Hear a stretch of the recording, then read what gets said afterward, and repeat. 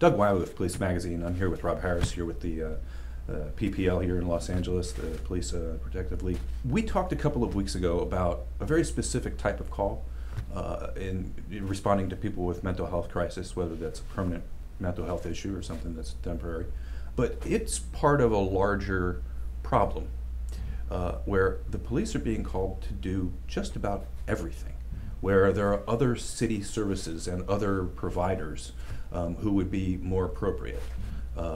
Whether that's, again, mental health care, the homelessness is a terrible issue, the opioids crisis, where cops are going out there, they're almost being asked to be EMTs in addition to being cops, hitting people with Narcan to revive them from an overdose. How does the PPL address the fact that the list of things that your officers are being asked to do seems to exponentially grow every year?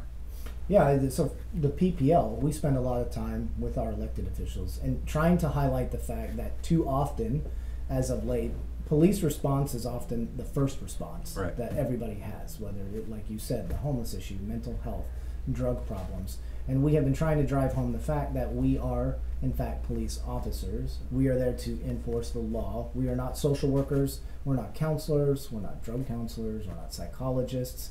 And until our elected officials get to a place where they recognize that police response cannot be the answer for everything, you're going to constantly see conflict between certain segments of our community and police officers.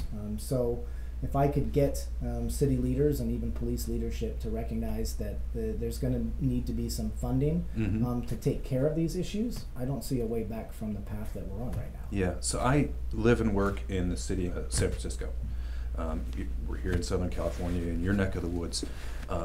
The homeless crisis is actually very commingled with the drug problem, the opioid issue. And so you have a confluence of problems all happening at once on any given individual, and there are thousands of homeless people in my city. The person whose property is a homeowner or a business owner is being damaged, is being defecated upon, they rightfully don't want to have those crimes happening. Homelessness in and of itself is not a crime, but there are so many things that go with homelessness that are crimes. So that's why the people call the police. But there's certainly better ways to address, like you said in an earlier conversation, 50 yards back. How to prevent that problem from happening. Are you able to make any headway with particularly Los Angeles? Up until this point, no, we haven't. The model has been, well, let's have the police treat the symptom because it's much more difficult to treat the cause. But in Los Angeles County, we know that there's almost $1 billion sitting there that should be used and is supposed to be used for mental health issues. But like I said, treating the cause is much more difficult. So it's much easier to send the police to try and treat the symptoms, except what most community members don't understand is that when new units are created, like LAPD has our HOPE teams, which pairs police officers with sanitation, and they're supposed to provide some resources for the homeless. They clean up the encampments. There's a sanitation aspect to it. But all of those resources have to be pulled from somewhere, and they get pulled from our patrol force.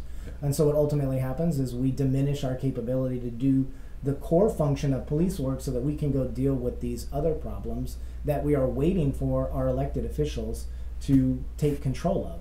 It's not easy. Yeah, and it's a problem in my way of looking at the world. It's not going to go away without a lot of emphasis being placed on educating not just the politicians, but the public who can put pressure on the politicians.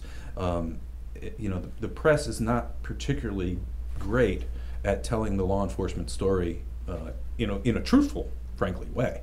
Altogether, too often, police are vilified by the media, mainstream media, in particular, national mainstream media, more particular. But if we can get participation from the public and understanding that there are better avenues for solving these problems, then we might be able to see some of the pressure being applied to people like the politicians and the press, right? Well, it's true. The city council members that we talk with on a regular basis, they are very aware of what their constituents in their districts feel and think, and so they hold meetings regularly in there. And so our own community members have a much stronger impact on the elected officials Mm-hmm. by virtue of them being an elected official than even the LAPPL can have. So you're right, it will take the active participation of community members to voice their concerns with their elected official. Well, we'll keep doing our part to try and educate the public as best we can. I appreciate everything that you guys have done, and we'll keep pressing on. Well, thanks for having me. Doug Weiler, The Police Magazine.